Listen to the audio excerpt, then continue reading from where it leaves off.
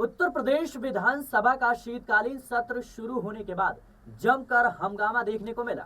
हंगामा कर रहे समाजवादी पार्टी विधायक स्पीकर के पास पहुंच गए और जमकर नारेबाजी की। बार बार मना करने पर भी जब सपा विधायक नहीं माने तो विधानसभा की कार्रवाई को स्थगित कर दिया गया।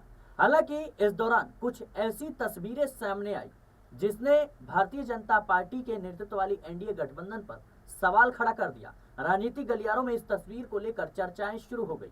आपको बता दें कि जब विधानसभा की कार्रवाई शुरू होने वाली थी, इस दौरान तमाम विधायक और मंत्री एक दूसरे के सदस्यों से मिल रहे थे और तभी मंत्री ओम प्रकाश राजभर से भी कुछ समाजवादी पार्टी के विधायकों ने हाथ मिलाया। सपा विधायक अभय सिंह और मनोज पांडे भी मंत्री ओम प्रकाश राजभर से शिष्टाचार मुलाकात करने पहुंचे। हालांकि अब ये दोनों ही विधायक बीजेपी के समर्थन में है। इसके अलावा इसके अलावा भी तमाम सदस्यों ने एक दूसरे से शिष्टाचार मुलाकात की, लेकिन जब कार्रवाई शुरू हुई तो भारी हंगामे के कारण कुछ ही देर में इसे स्थगित करना पड़ा।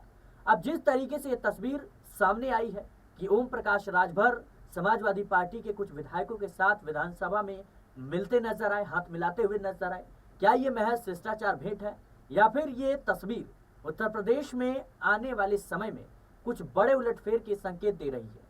क्योंकि ओम प्रकाश राजभर समाजवादी पार्टी के साथ पहले भी रह चुके हैं, समाजवादी पार्टी को पहले भी ये समर्थन दे चुके हैं और जिस तरीके से उन्होंने लोकसभा चुनाव से पहले कहीं ना कहीं एनडीए का दामन थाम लिया, भारतीय जनता पार्टी को समर्थन दे दिया।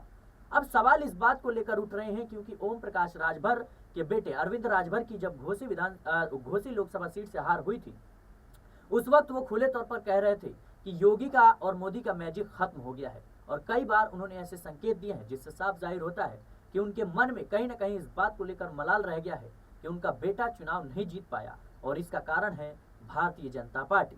भारतीय जनता पार्टी के कारण ही घोसी, जो कि दलित बहुल्य सीट है, वहां पर उनके बेटे हार गए और ऐसे में कहीं ना कहीं एक बड़ी चोट ओम प्रकाश राजभर को लगी। ओम प्रकाश राजभर ने इस हार का कहीं ना कहीं कारण सीधे तौर पर भारतीय जनता पार्टी पर फोड़ा, इस हार का ठिकरा और इस हार का कारण भारतीय जनता पार्टी को बताया।